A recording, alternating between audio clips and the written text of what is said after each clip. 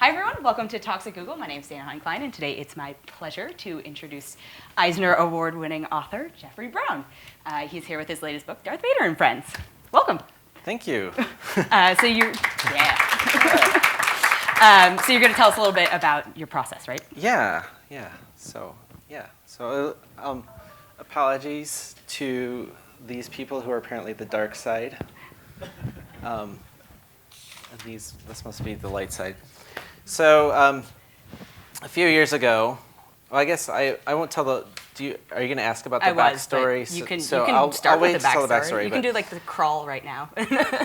But this was a book I did 3 years ago now called Darth Vader and Son, and the concept is Luke Skywalker being 4 years old and Darth Vader having to raise him as like a single dad.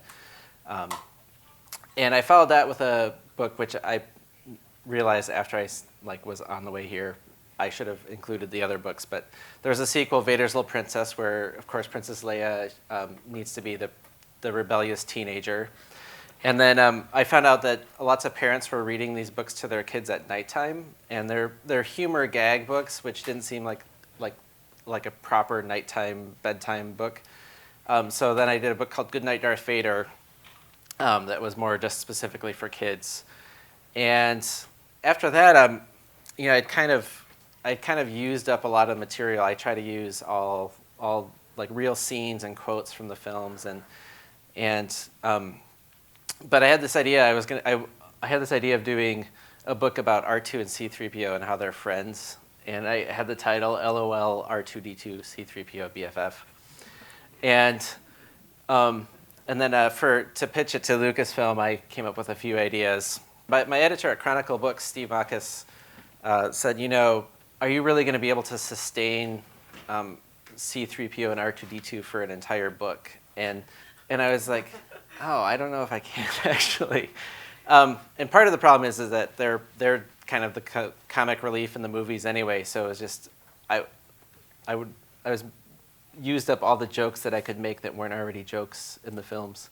But he pointed out, the theme of friendship runs throughout the Star Wars films, and there's all these, you have Han Solo and Chewbacca, and Lando and Lobot, and the Rancor and the Rancor Keeper. You have all these great friendships, and so maybe by expanding the concept out, you could include all these other characters, which sounded great. So I added some more sketches with some of the other characters.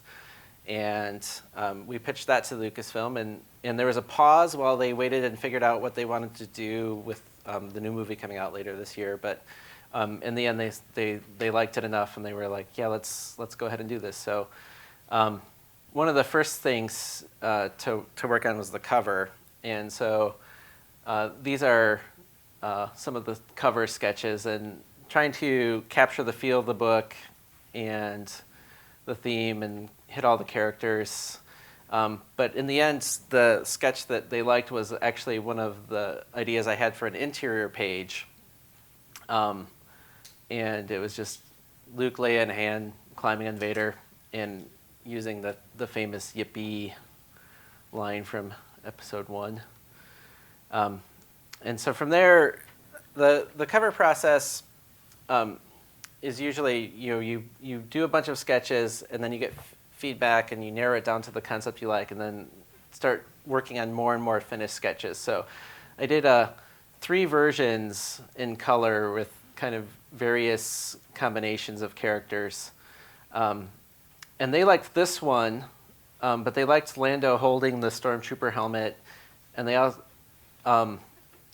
were asked about having R2 and 3PO, and I was trying to figure out how to fit 3PO in the composition and not have it be too crowded, and so eventually ended up with this sketch, and from there came up with the finished art. And so there's the cover, but the hard part for this book was actually the interior pages. And so the books are 64 pages, and you have a copy. There's a copyright page and a title page. So there's about 60. I need to come up with about 60 ideas. So for this book, I came up in order to get to 60 ideas for the book, I came up with around 140 ideas that I sketched out. And so, some of them are based on, my own experiences with friends, losing your best friend to someone else, as Lobot did. He doesn't even get to show up in Return of the Jedi because Nien Nunb is Lando's new best friend. This is an idea. I wanted to do something with the X-Wing pilots, and you can see I'll put notes to myself about things that I might switch out later. And this is like all these friends who are X-Wing pilots had just like worked out their problems and like buried their hatchets, and then they're going on and they all get killed in the Death Star run. One of the other things that I had the chance to do in this book was try and fit some jokes about the prequels. So here you have Captain Typho, who of course is missing an eye, and he's he sees Anakin and Padme, and he's the other guy's like, I didn't see that coming. Did you? Get it? This is probably my favorite one that didn't end up making it in the book, and it's younger Anakin and Qui Gon, or it's a Qui Gon and young ObiWan Kenobi talking about midichlorians. This midichlorian reading is off the charts. Not even Yoda has a count this high. No Jedi has. Do you know what that means? Huh? What? Sorry, I kind of zoned out when you said midichlorian. And then there's young Anakin throwing a fit because he can't be in the Jedi Council. This is another one that I really liked that was just maybe a little too violent, or implying too much violence for the books. So it's little Luke, and he's wondering what this button does as the Rancor is standing under the gate. And, so I wrote these books for adults, but when I started, I wanted to make them kid-friendly. So there's some jokes like this that just don't make the cut. This is another joke that I've actually pitched for various books. So the idea of putting C-3PO back, and it's like when you get together as a family to put puzzles together. And then I also pitched it as Christmas morning when you get the bicycle, and then you have to put the bicycle together. Instead, it's C-3PO, and Vader has to he's trying to figure out how to put C-3PO together. But the process is going back and forth with the editor at Lucasfilm and the editor at Chronicle Books, and we all kind of go back and forth about which ones we like the most and which ones we like to include. And I was the only one who ever was voting for this concept. So, but there it is. I didn't get Boba Fett into the book as much as I wanted, and so this is one of my Boba Fett jokes that maybe needed to be developed a little more. And it's just all the guys at Jabba's palace are think Boba Fett's so cool, and they're like, "Oh, stay, hang out with us." And Boba Fett's, I guess it can't hurt, because if you have, this is a spoiler, but if you haven't seen Return of the Jedi, Boba Fett, he stays at the palace and then he dies. And then here's another one. This is one that so some of the jokes and ideas I'll sketch out I know won't be used in the books, but I just do it for my own amusement. So of course this is Luke and Han Solo trying to buy beer, and you don't need to see our identification. And this is another idea that I really liked, and it's the battle droids, and the lead battle droid is like, "You guys are the best," and then they go out and they're just getting massacred, and "You guys suck," and then he's like, "I'm sorry, I didn't mean that," because in the end, they're all in it together. So I did up pencils, and the feedback on this one was just there was just too much going on, or the joke wasn't getting across, and so I redid another 2-panel version. And even that one, the response was that it was too much, and so then I just simplified it down. It's just a little sweeter and more straightforward, but still funny. And then sometimes I would get an idea from the other people. So this is an idea from my editor at Lucasfilm, who is J.W. Rinsler. I don't know if any of you have read the Big Coffee Table Making of Star Wars books. But he wrote those, and but he's also worked with me on all my Vader books. And he said, like, how about doing something like with, based on the Annie Hall scene. So if you've seen the movie Annie Hall with Woody Allen, there's a scene where they're driving and Annie is just driving crazy and Woody Allen's just kind of terrified, and then he like is reaching down for something and he finds a sandwich. And so the initial idea was to have it be Anakin and Obi-Wan on Coruscant, and it just didn't seem to fit with the rest of the book, and I realized like it would make more sense to have it be Obi-Wan riding in Luke's land speeder. And so as for all the books, for all the images, I would pencil up the full page, and Lucasfilm would approve all the pencils. And once the pencils are approved, then we'd work on the final art.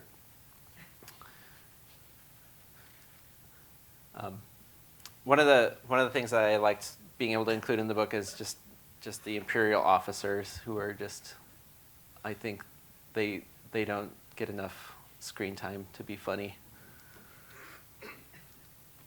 And I managed to fit in my original high-fiving R2 and C-3PO, as well as 21B is the medical droid, one of my favorite droids. If you watch like college football or any sporting event where there's a band, like they all know the Imperial March, and I just thought it was like, it seems like people play that whenever they have a chance, and so I thought it makes sense if anywhere Vader showed up, there would just be a band there playing that. Yeah, this was just a page where I tried to fit in every creature and character that I hadn't been able to fit in somewhere else. And it's a Luke's line, I grew up here, there's nothing really to see. And then, of course, it's just all these fantastic aliens and creatures. And then this was the final page of the book, and it's a twist on a line that's in every film, which is, I've got a bad feeling about this. And then it just kind of wraps up the book. I've got a good feeling about this. And, maybe a little sappy and sweet, but I think that's okay. We'll save that for sure. Or should I do that now? It's up to okay, you. So I thought I would. You might think that it's really difficult to draw Darth Vader, but it's actually really simple. So I'm gonna walk you through. I just realized I need a big pen. So this is how to draw Darth Vader. So first you draw the half circle, which is coincidentally how you start to draw the Death Star. Draw a line down the middle. You might want to take your time and make those more even, or else people will think like Vader's like just questioning everything. I, however, being an experienced artist, know that when you make mistakes, you can just fix them. So draw the crescent moon, and then you just start drawing triangles. You just draw a bunch of triangles, more triangles. It's really just all triangles. Vader needs to breathe, and so you just add your lines. And so there's Vader, and if so Vader's helmet is just this static thing, and you can't really, in the movies, it's all body language and dialogue that gives him emotion, but in comics, you can play around with physics a little more. So you can kind of change his helmet a little bit. So if you look at the book, there are times when I'll kind of change things subtly on his helmet to give him a little wider range of emotion. One thing I learned when I was doing the first book was that you can't make Vader too dark. In fact, the first book you'll see is like a little inconsistent about how dark Vader ends up being. So you can't color him in too black, and it's easy. So that's how you draw Vader. And so now I guess I'll answer. We'll talk, and then we'll take some questions. Or yeah. I don't know what time. I don't know how long that just took me. So I think you're good. I think we're good. It's not a problem. I think my first question for you is, how many times have you seen Star Wars? I was looking at my computer and it said I'd only watched Empire Strikes Back 6 times, and I hadn't watched the other ones at all. It is the best one. So I think iTunes might be wrong about that, but I mean probably like hundreds of times at least for the first original trilogy, and the prequels, maybe 20. Do you find yourself watching it every time you're writing a new book, or do you know? I assume you know much of it by memory, but yeah, I definitely the first few books, and then the last book just a little less.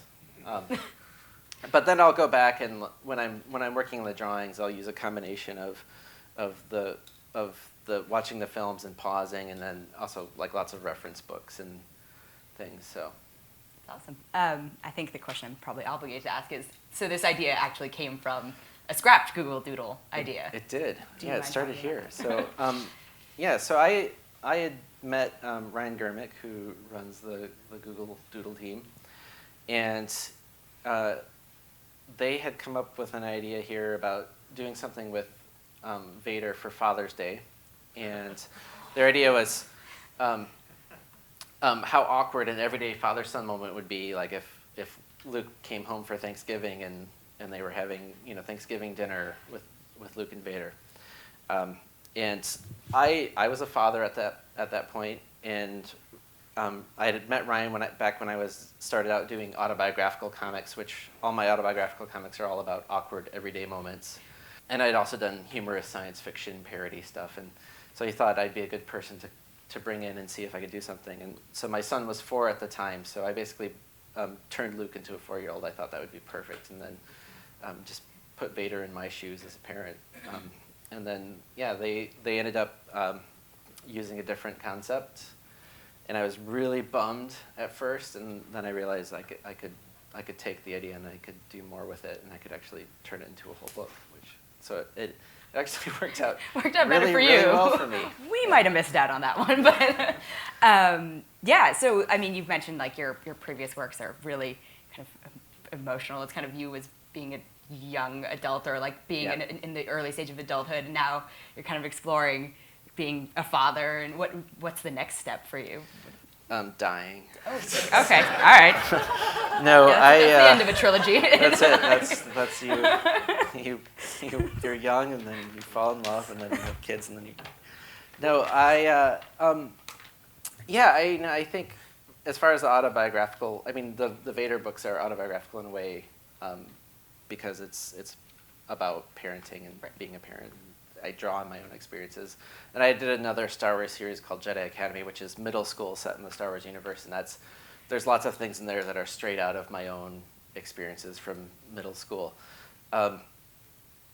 So, I mean, autobiographically, I feel like I've covered everything that's happened in my life up to now. So so I need to wait till I do more stuff.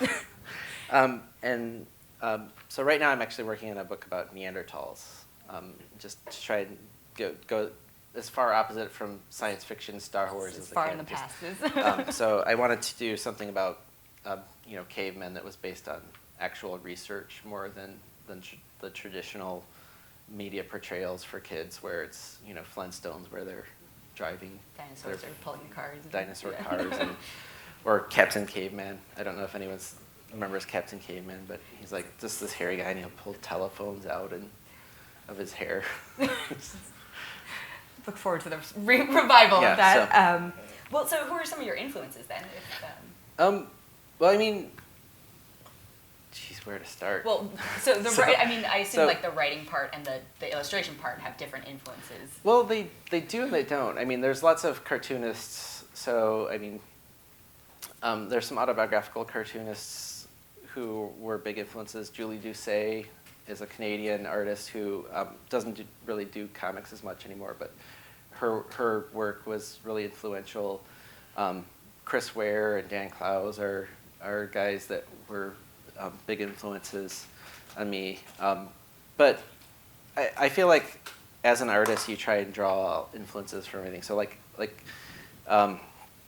music is a big influence for me, and so just the idea of songwriting and writing a song that can have some kind of emotional impact. And so I try to, when I hear a song that does that for me, then it makes me want to draw comics that can do that for someone else.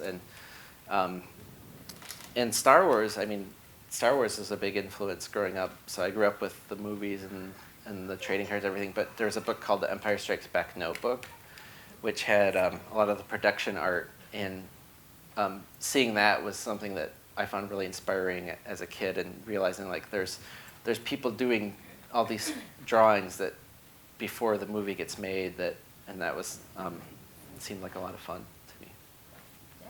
I have to ask, in what order will you let your children watch the Star Wars movies? So Will you let them watch all 6 or 9 by the time that we're... So my older son is 8, and so far he's watched Star Wars and Empire Strikes Back, or A New Hope and Empire Strikes Back in that order. And our younger son is 2, and he's started to watch. He watched New Hope, and he started to watch Empire Strikes Back, because I figured the second kid, like, you just let them do whatever. So I figured he was old enough. Sure, yeah. He didn't need to wait any longer. I saw Star Wars when I was 2, and I'm the youngest of 3, so it made sense. Like, yeah. Just it paid off for you. So I'm just gonna watch all. But yeah, so I'll do that, then the prequels, and.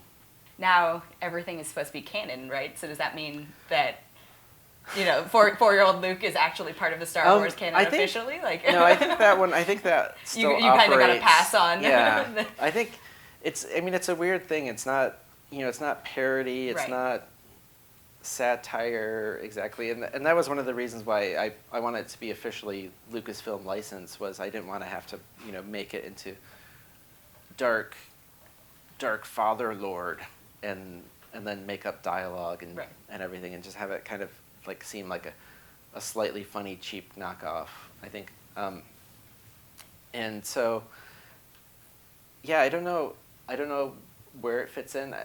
Personally, I think like that maybe like, especially comic book companies, but also in cases like Star Wars, like people worry too much about continuity and canon. And for me, like George Lucas, his rule was always that if the films are canon and everything else is something extended, else. Yeah. And I like the idea of being able to do different things with the characters. I mean, I think it's great to be able to make your own characters and stories, and there's a certain kind of creative process that brings. But when you have characters that have such a weighted history, you can do different things a lot easier, and you can use that history with them in ways that would take too much time to build up with your own material. But yeah, I don't really worry if where they'll fit in. I mean, I figure as long as I'm having fun drawing them, that's my concern. Yeah, that's great. Yeah. What are some of your favorite kind of moments from the movies that you've gotten to incorporate in a kind of your own spin way? Because when I read the books and I hear like Darth Vader's voice in my head saying the line, but it's in a totally different situation. I think one of my favorites is in Vader's Little Princess. There's the scene where Leia and Han Solo are kissing, and then you have Vader going, "No!" And I thought like it was a really fun way to kind of poke fun at the whole no controversy, but also just a really funny joke on its own. I did have an alternate version of Leia and Luke kissing, but and Vader, maybe a little too dark. Maybe a little too dark. Yeah, it seemed like that was going too far, maybe for the books. The explanation required for that one is. I also loved when Darth Vader leads Han to the carbonite chamber after seeing him. Yeah, that was a great interpretation of that. Yeah, I wonder like how much of that was subconscious. He's like, yeah, that guy. Yeah. I'm just picking him at random, but yeah. There's something about him I don't like. Yeah. Yeah. All right.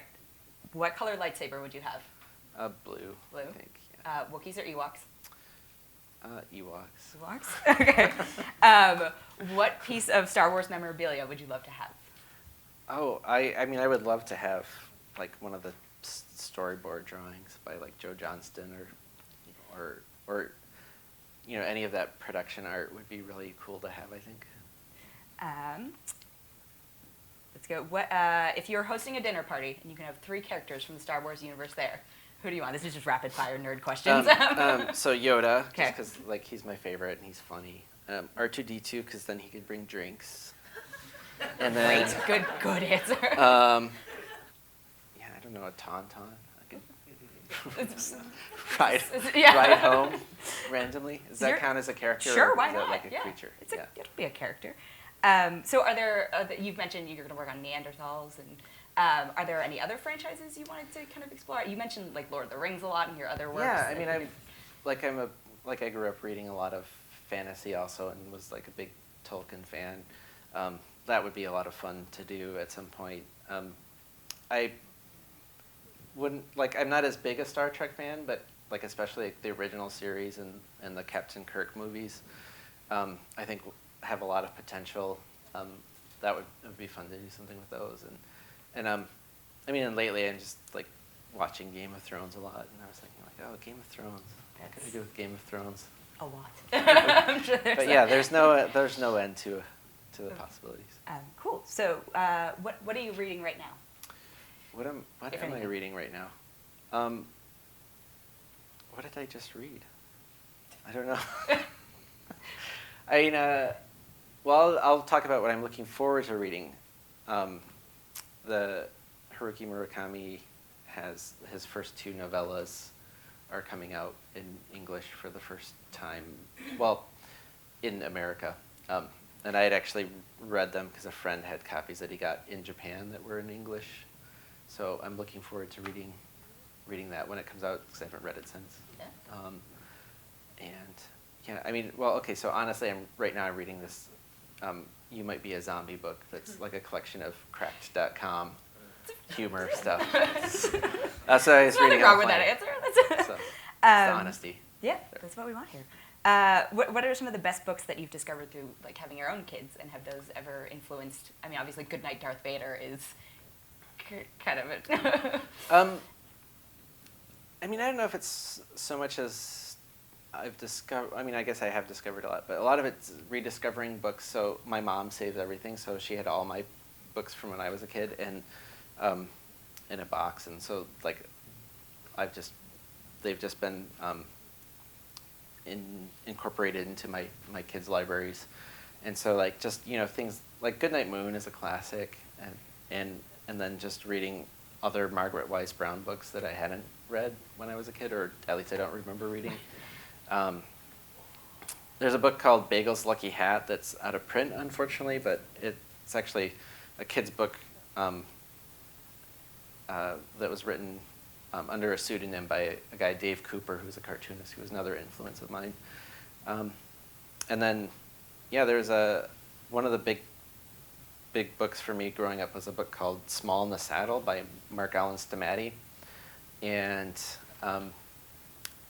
after having our first son, and I went and like got all of his other kids' books. And so the one that's widely available now is Who Needs Donuts, which is also a lot of fun, a lot of crazy, like really intricate drawings. That's awesome.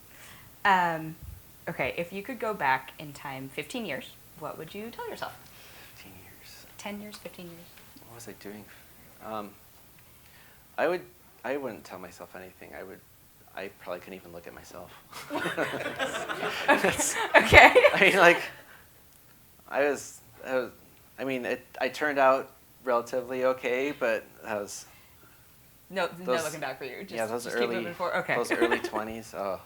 You've kind of documented a lot of your. Yeah, if you read them, you'll see. Like it's. Do I have? I've read them. I've relived that. There's nothing I can tell myself. I was beyond help. Just needed to go through it. Just need to get the crying over with. Oh God.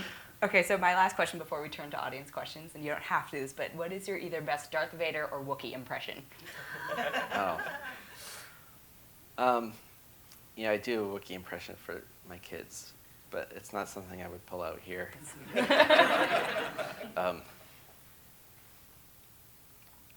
All too easy. I don't know. And then It's better with a microphone. There we go. Cool. So we have time for some audience questions if anyone has Hey, that's your chance. So who gets final cut when some of the stuff that you're doing pushes on Lucas's idea of, I guess, the brand? Yeah, Lucasfilm. They have the final cut, but it's strangely it's been super smooth process, and part of it is like I kind of know what they would cut anyway, and so there's like I don't push it too much. But also just I think the nature of the books, especially the Vader books, where they are kind of sweet and wanting them to kind of be something that is good for both the parents and the kids. I don't know. It's just always ended up in a space where there's never been anything where they're like, no, like at least nothing that I was like, no, it has to be like this. And so there's things I pushed back on that they were like, okay, and but I don't think, like I mean, like some of the sketches in there and there's I had others for the other books, like jokes about Luke's hand getting cut off and things, and I kind of knew that those weren't gonna make it, but I was also okay with that. So. Did you notice any kind of difference, sort of pre and post Disney acquisition? I think that there's more of a difference for the publishers and working out their licensing deals than there's been for me. I mean, I'm working with the same people in general that I was working with before. The biggest thing was right when the acquisition happened, they kind of put everything on hold. So I'd actually pitched the Goodnight Darth Vader book and what became Darth Vader and Friends right around the time the acquisition happened, and they were like, we need to just wait and see. And same with like at that point Jedi Academy 1 was out, and we thought it could become a trilogy, and they were like, we don't know if we can do more just yet. And so that was the only difference for me at that point. But creatively, it's really been the same process. I mean, maybe some of the feedback takes a little bit longer to hear back from them, but not like a huge amount. Well, thank you so much for joining us. It was a pleasure to have you here. Thanks. Give me a round of applause.